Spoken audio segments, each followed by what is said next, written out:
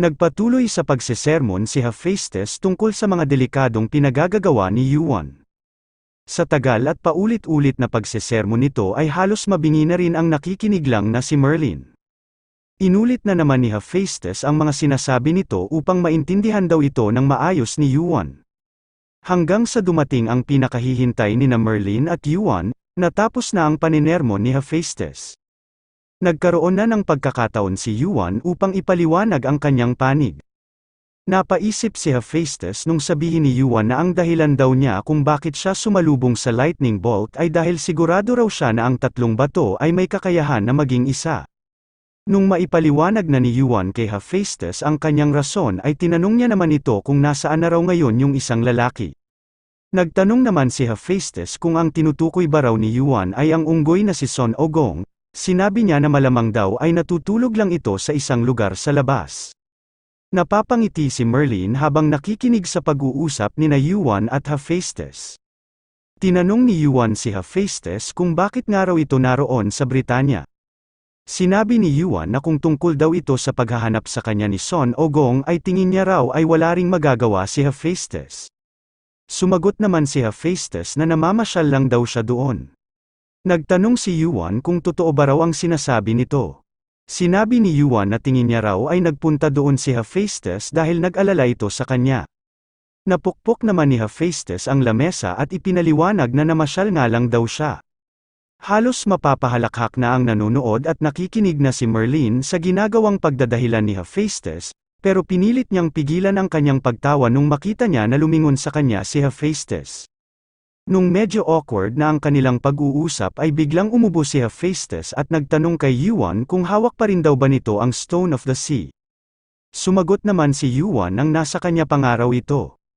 Nagtaka naman si Merlin sa mga sinabi ni Hephaestus, napatanong ito kung Divine Sea Crystal ba raw ang pinag-uusapan nila. Nasabi niya rin na si Yuan daw pala ang nakakuha nito. Sumagot naman si Yuan na kahit papaano ay nakuha niya nga raw ito. Inulit ni Hephaestus ang pagpapalakas ng item na sinabi raw noon ni Yuan. Medyo may naisip na raw siyang magandang ideya kung paano niya ito gagawin matapos niyang makapag-isip ng napakatagal. Sinabi ni Hephaestus na dala na niya rin daw ang lahat ng materyales na kanyang kailangan. Tingin niya nga raw ay may lugar sa Camelot na maaari niyang gamitin sa paggawa ng gagawin niyang item. Nagpaalam si Hephaestus kay Merlin kung maaari niya ba raw itong mahiram. Sumagot naman si Merlin na sino ba raw ang makakaisip na tumanggi sa paggamit sa kanilang smithy ng pinakamahusay na blacksmith ng buong tore. Pumapayag nga raw siya na gamitin ito ni Hephaestus. Habang nakikinig sa pag-uusap ni Hephaestus at Merlin ay naisip ni Yuan na parang may pagkaparehas nga raw ang ugali ng mga ito. Hindi niya nga rin daw inasahan na magkikita ang dalawang ito ng napakaaga. Pinakita ni Hephaestus ang dala niyang 2 kilong adamantium. Ito nga raw ang pinakamagandang materyales upang mapalabas ang kapangyarihan ng mga ganoong bato. Ito nga rin daw ang pinakanababagay na materyales sa gagawin niyang item. Nagbigay si Yuan ng presyo at tinanong kung ayos na ba raw ang 1.25 milyon kasama na ang bayad sa paggawa ni Hephaestus. Nainis naman si Hephaestus sa liit ng ibinigay na presyo ni Yuan. Siya na nga raw itong naghanap ng metal na kanyang gagamitin tapos dadayain pa raw siya ni Yuan. Sinabi ni Hephaestus na 1.5 milyon nga raw ang ibayad nito sa kanya. Ngumiti si Yuan at sinabi na magkasundo na nga lang daw sila sa 1.4 milyon. Nainis na naman si Hephaestus at naisip na hindi niya nga raw maaaring bugbugin si Yuan dahil halos kagigising pa lang nito. Inaabot ni Yuan kay Hephaestus ang tinanggal niyang Divine Sea Crystal na nasa kanyang kaini. Napabuntong hininga na lang si Hephaestus at napilitang pumayag sa presyo na binanggit ni Yuan. Habang hawak ng mahigpit ang Divine Sea Crystal ay sinabi ni Hephaestus na aabutin daw ng 4 na araw ang gagawin niyang item.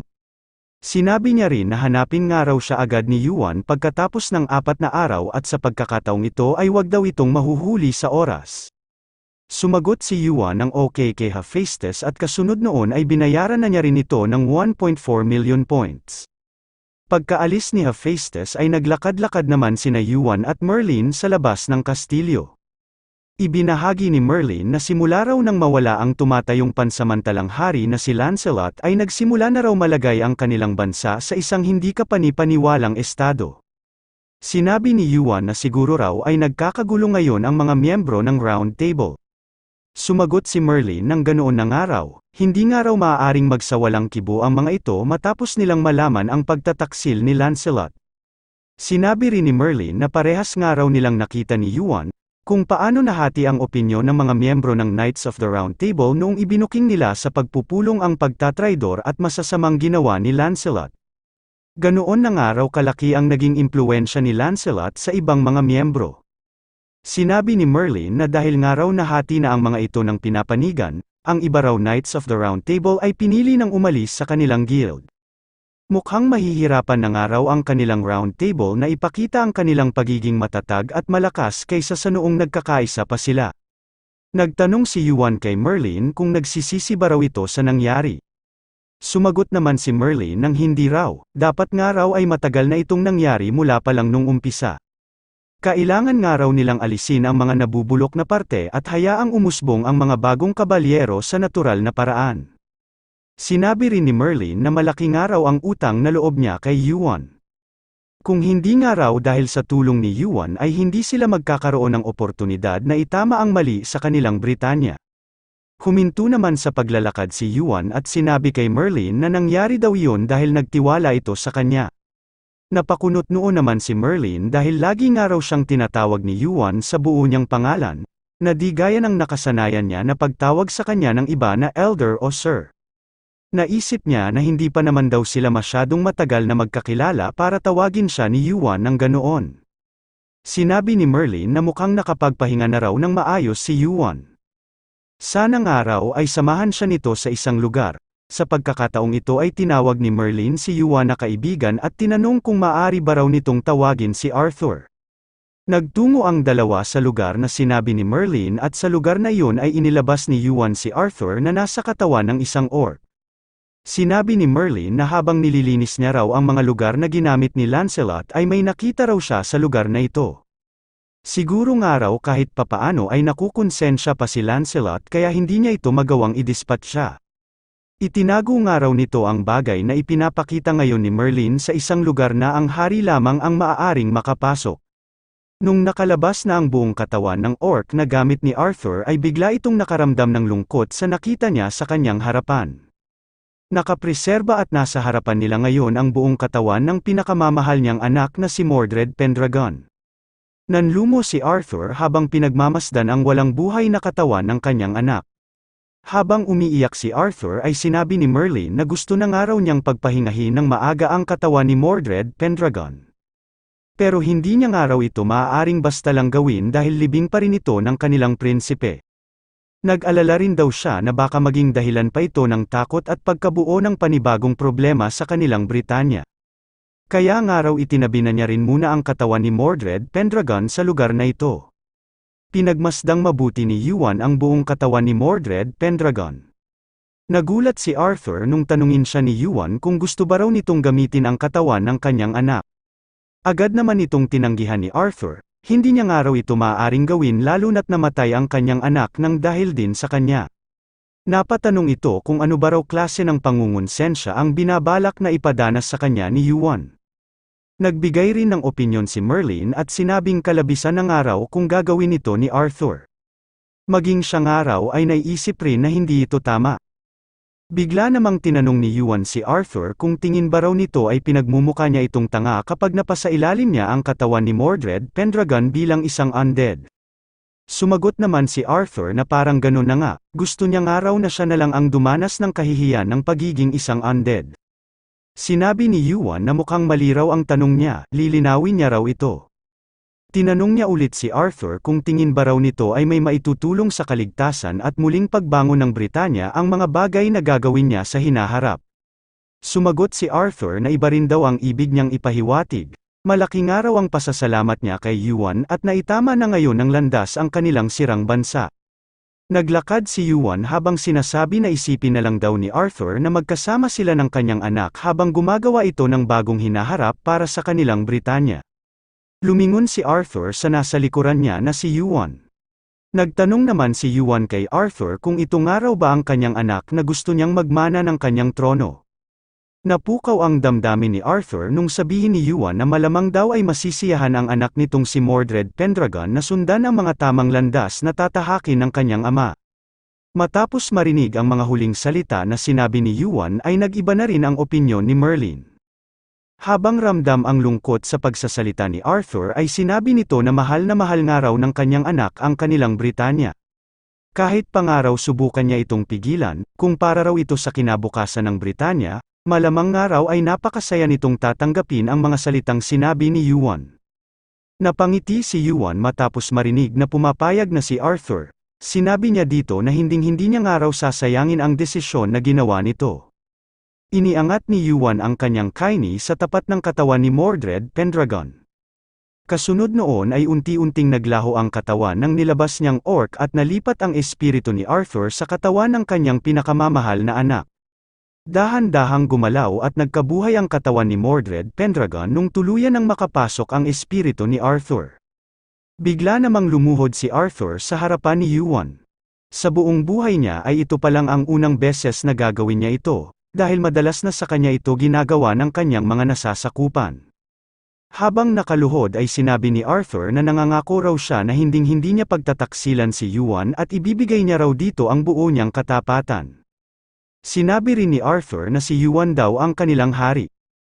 Kasunod noon ay dumating ang mga notification na natanggap na raw ni Yuan ang panunumpa ng Death Knight na si Arthur. Tumaas rin daw ang proficiency ng kanyang skill na King of the Dead.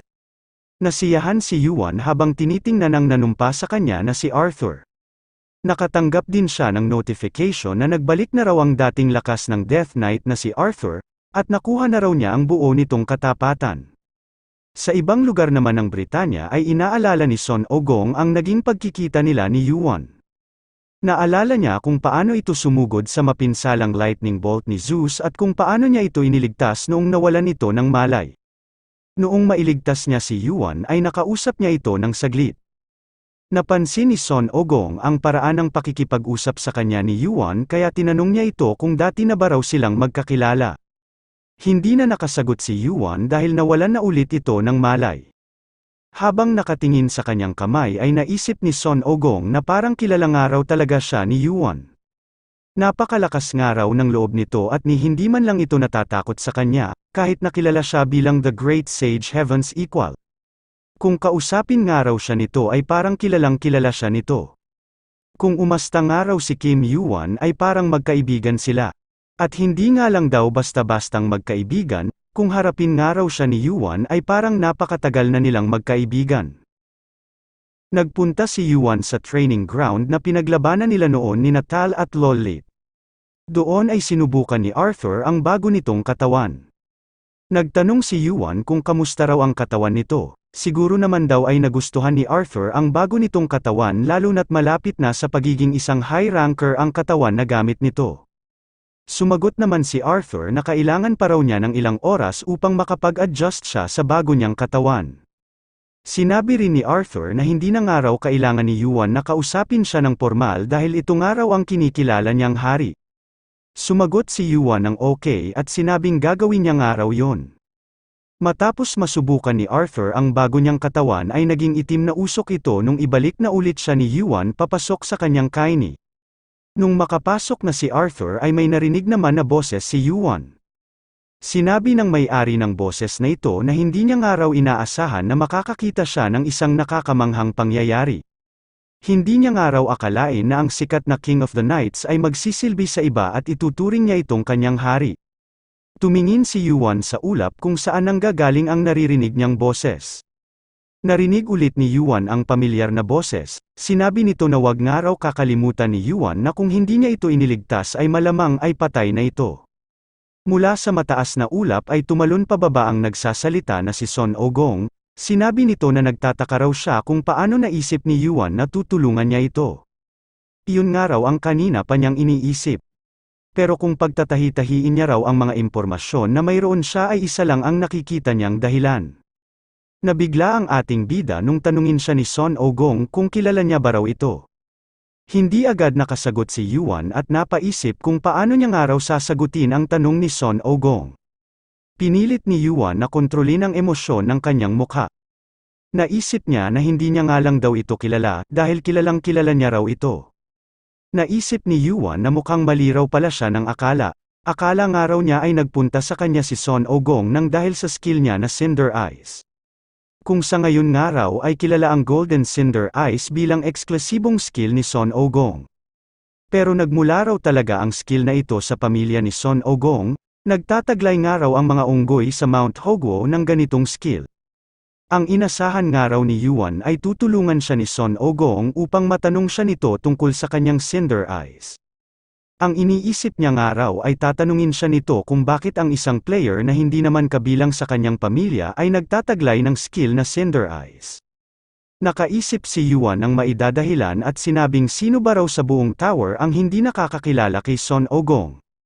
Kilala nga raw ito bilang The Great Sage Heaven's Equal at isang high ranker na kinakalaban ang Heavenly Realm. Sinabi rin ni Yuan na narinig rin daw niya na matagal na itong hindi masyadong nagpaparamdam. Pinatigil naman ni Son Ogong ang mga sinasabi ni Yuan. Tinanong ni Son Ogong kung tanga ba raw si Yuan. Bakit ba raw hindi nito maintindihan ang tanong niya? Ganoon ba raw talaga kahirap kay Yuan ang umintindi? Sumagot naman si Yuan na narinig rin daw niya yan sa iba pero hindi niya nga raw akalain na kay Son Ogong niya ulit ito maririnig. Nainis si Son Ogong at sinabing yun na naman daw ang sinabi ni Yuan. Bakit nga raw parang tinatrato siya nitong tanga at hindi lang isang beses kundi pa 2 beses na ito. Sinabi ni Son Ogong na alam niya raw na kilala siya ni Yuan. Nakakakita nga raw siya ng mga bagay na hindi kayang makita ng mga mata ni Yuan. Lalo na nga raw at parehas lang sila ng mata, pero hindi pa lang kumpleto ang gamit ni Yuan.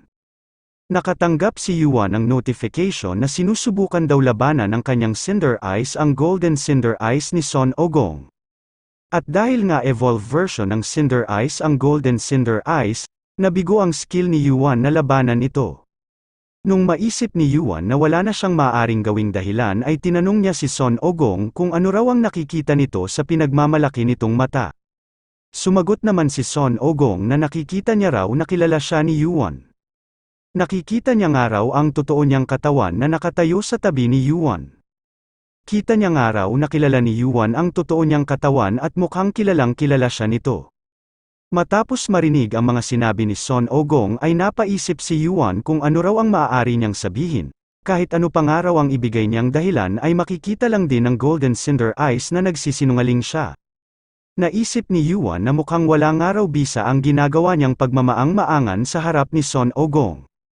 Sinagot na ni Yuan ang tanong sa kanya ni Son Ogong at sinabing tama nga raw ito. Dati nga raw silang magkakilala sa mundo na kanyang pinanggalingan. Nagtaka naman si Son Ogong sa sinabi ni Yuan na mundo na kanyang pinanggalingan. Sinabi nito na kung ganoon daw, ano raw ang relasyon nila sa isa't isa. Nabigla si Son Ogong nung sabihin ni Yuan na magkaibigan daw sila. Sinabi rin nito na mas tama nga raw yata na sabihin na ang relasyon nila sa isa't isa ay isang pares ng frenemies. Kung nung una ay nakita ni Son Ogong ang alaala ni Yuan nang dahil sa kanyang Golden Cinder Eyes, ngayon ay ipinapakita na mismo ni Yuan ang kanyang alaala gamit ang kanyang Cinder Eyes. Sa alaala ni Yuan ay nakita nila na nainis si Son Ogong nung may makita ito na ibang player sa lugar kung saan siya nagpapahinga. Tinawag ni Son Ogong ang nakahigang si Yuan at tinanong kung natutulog ba raw ito. Sumagot naman si Yuan nang hindi pa raw. Sinabi ng naiinis na si Son Ogong na kung hindi pa raw pala nakakatulog si Yuan ay bumangon na raw agad ito dahil pwesto niya raw ang hinihigaan nito.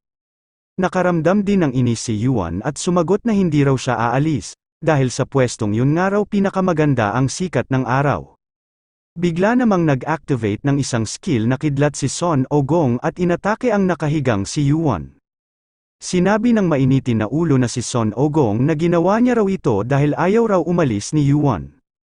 Bago tamaan si Yuan ng ginawang kidlat ni Son Ogong ay mabilis itong nakabangon at nakaiwas. Nainis si Yuan sa pag-atake sa kanya ni Son Ogong at sa pag-istorbo nito sa kanyang pamamahinga. Nang dahil lang sa isang pwesto ng tulugan ay naglaban sina Son Ogong at Yuan. Nagbuno ang dalawang ito gamit ang kanilang mga taglay na lakas. Nung una ay halos tabla lang ang kanilang laban, hanggang sa mag-umpisa ng magpakita ang kalamangan sa karanasan ni Son Ogong. Nakakuha ng tamang tiyempo si Son Ogong at nakalusot sa depensa ni Yuan ang ginawa niyang pag-atake. Nawala sa postura si Yuan nang dahil sa lakas ng suntok ni Son Ogong. Hindi naman nag-aksaya ng oras si Son Ogong at agad na sinundan ng pag-atake ang nawala sa pokus at balanse na si Yuan. Matapos ulit tumama ng suntok ni Son Ogong ay doon na natumba at natalo si Yuan. Sinabihan ni Son Ogong ang nakahigang si Yuan na hindi nga raw ito magiging isang high ranker kapag ganito lang ang kakayahan na taglay nito. Sinabi rin ni Son Ogong na magpasalamat daw si Yuan at hindi niya ito pinatay. Sa mga panahong ito ay isa ng ranker si Yuan pero hindi pa rin niya natalo si Son Ogong. Nagtaka naman si Son Ogong nang marinig at mapansin niya na tumatawa si Yuan. Napaisip siya kung bakit daw ito tumatawa at kung nasisiraan na ba raw ito ng ulo. Nagkaroon ng interes si Son Ogong kay Yuan nung sabihin ito na nasiyahan daw siya sa ginawa nilang laban. Naisip ni Son Ogong na kakaibang araw si Yuan. Imbis na damdamin nito ang kanyang pagkatalo ay nagawa pa nitong matuwa. Matapos ang ilang taon ay nagkita ulit si Yuan at Son Ogong. Sa pagkakataong ito ay sinubukan ulit nilang maglaban upang makita kung sino na ang mas malakas sa kanila. Kada matatapos ang kanilang laban ay naghihiwalay na ulit sila upang ipagpatuloy ang pag-akyat nila ng tore. Nakailang ulit din sila na ganito ang laging ginagawa. Maglalaban, maghihiwalay, magpapalakas, maglalaban ulit, 9 na beses na ganoon lang lagi ang ginagawa nila sa tuwing magkikita sila. Noong makapagpalakas na ulit si Yuan ay sinubukan ulit nitong labanan si Son Ogong. Sa pang-10 laban nilang ito ay halos magkapantay na sina Son Ogong at Yuan ng lakas. Sa gitna ng pakikipaglaban ni Yuan ay naisip nito na sa 9 na beses na naglaban daw sila noon ni Son Ogong ay 9 na beses rin daw siyang natalo. Naisip niya na sa pagkakataong ito raw ay sisiguraduhin niya na siya naman ang mananalo.